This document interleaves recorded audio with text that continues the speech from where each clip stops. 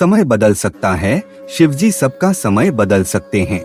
जब तक समय आपके साथ हो, दुख का अंत हो जाता है। दुख के समय में शिवजी पर विश्वास रखें और उनकी कृपा का अनुभव करें। भक्ति और श्रद्धा। शिवजी को भक्ति और श्रद्धा के साथ याद करना दुख को कम कर सकता है। उनकी आराधना करके, उनके नाम का जाप करके और मन में उनकी स्तुति करके हम अपने दुख को कम कर सकते हैं। कर्म का प्रभाव। शिवजी हमेशा कर्म की महत्ता पर बल देते हैं। दुख का सामना करते समय हमें कर्म पर ध्यान देना चाहिए। अच्छे कर्म करने से दुख कम हो जाते हैं और सुखी जीवन की ओर बढ़ते हैं। अनित्य की समझ।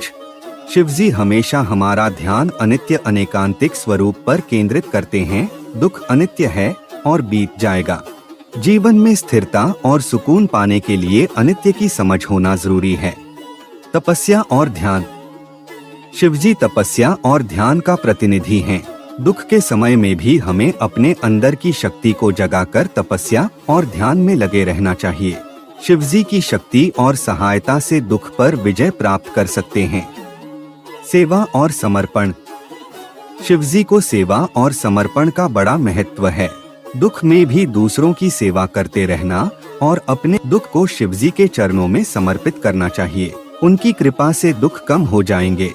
अहिंसा और दया। शिवजी अहिंसा और दया के देवता हैं। दुख में भी हमें अहिंसा का पथ अपनाना चाहिए और दया का भाव रखना चाहिए। दूसरों की मदद करते समय दुख का एहसास कम हो जाएगा। ज्ञान और विवेक। शिवजी सर्वज्ञानी हैं और विवेक के देवता हैं। दुख में हमें ज्ञान और विवेक से भरे फैसलों पर ध्यान देना चाहिए। सही और समझदार निर्णय लेने से दुख कम हो जाएगा। आनंद की खोज।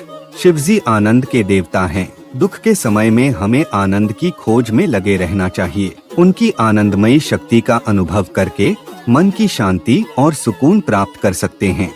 दुख के बावजूद भी शिवजी की आनंदित सत्ता से हमारे अंदर आनंद की स्थिति पैदा हो सकती है। भक्ति, ध्यान और उनकी आराधना के माध्यम से हम आनंद की उपासना में जुड़े रह सकते हैं और दुख से पार जीवन की ओर प्रस्थान कर सकते हैं। ये बातें शिवजी के संबंध में हैं और दुख के समय इन पर अमल करने से सुखी जीवन की ओर आगे बढ़ सकते हैं।